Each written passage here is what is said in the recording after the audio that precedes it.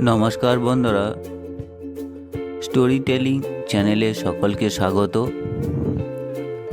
মজার গল্পের আসরে আজকে আমরা গোপাল ভাঁড়ের আরেকটি সুন্দর গল্প তোমাদের শোনাবো।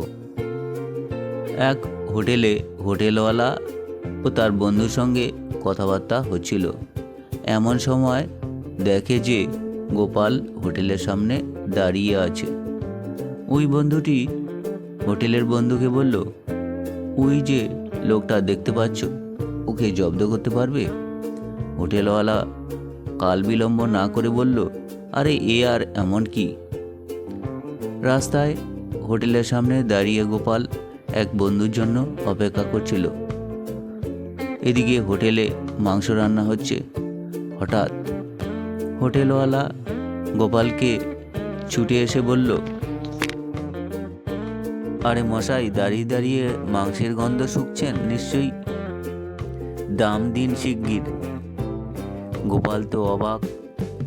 কতক্ষণ পর বিস্ময়টা কাটিয়ে উঠে বললে, তোমার মাংসের গন্ধ শুকবার জন্য আমি এখানে দাঁড়াইনি, দাঁড়িয়েছি এক বন্ধুর জন্যে, অপেক্ষা করছি ওর দরকারের জন্য। রাস্তাটা তো তোমার হোটেলের ইজারা মহল নয়, রাস্তাটা সরকারের, অতএব তোমার বলার কিছুই নেই। হোটেলওয়ালা ঝাঁজের সঙ্গে বললে, তাতে কি হয়েছে?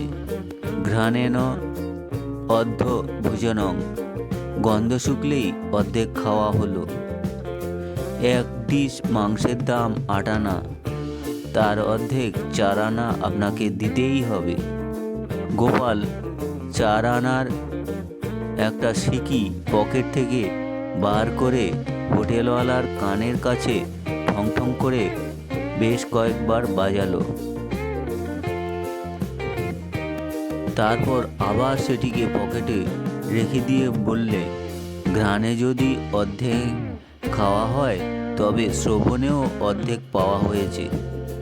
পয়সার বাদ্যি শুনেছ, গন্ধ শোকার সঠিক দাম পাওয়া হয়ে গেছে তোমার।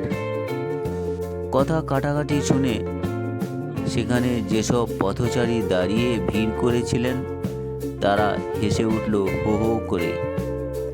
হোটেলওয়ালা মূর্খের মতো জবাব পেয়ে মুখটি চুন করে হোটেলের ভিতরে চলে গেল। গোপালের উপর টক্কর দেওয়ার ইচ্ছে ছিল, কিন্তু গোপালকে জব্দ করতে এসে নিজেই জব্দ হয়ে গেল জব্বরভাবে। তো বন্ধুরা, এই ছিল আজকের গল্প। এরকম মজার মজার গল্প শুনতে তোমরা চ্যানেলটি অবশ্যই সাবস্ক্রাইব করবে। ধন্যবাদ সবাইকে।